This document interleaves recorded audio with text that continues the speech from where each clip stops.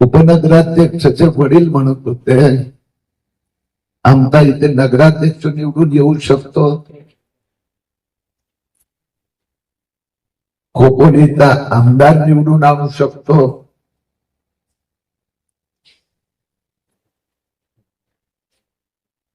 तर त्यांना प्रश्न विचारले की मग का नाही?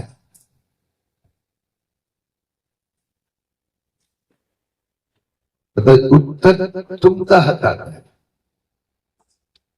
का परत नगराध्यक्ष होऊ शकत नाही भाजपचा?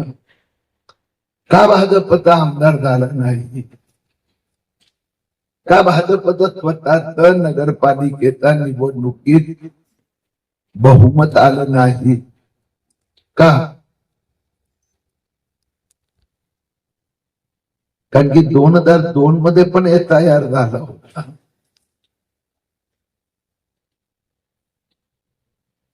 त्यावेळी पण मतदार नोंदणी आणि तपास झाला होता.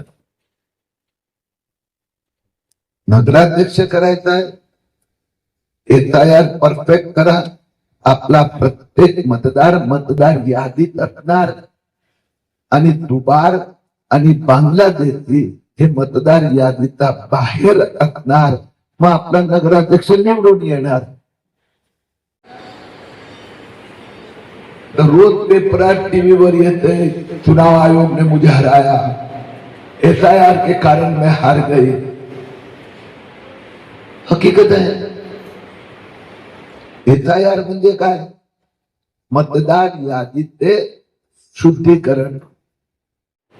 म्हणजे उन्हात गेलो, घराघरी गेलो, गावात गेलो, संघर्ष केला, एक दुबार नावासाठी भांडलो. प्रत्येक बूथ प्रमुख आपला बीएलओ कडे गेला, रोजचा हिशोब मागितला.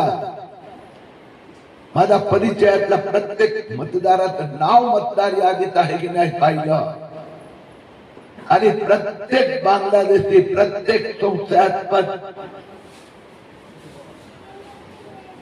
जो मुस्लिम माफिया असेल, ज्यांनी 2, 4, 5 ठिकाणी नाव नोंदवली असेल, त्या प्रत्येकाचं नाव कापायला लावलं तर पुढच्या वेळी खोपोलीत भाजपचा नगराध्यक्ष निश्चित होईल.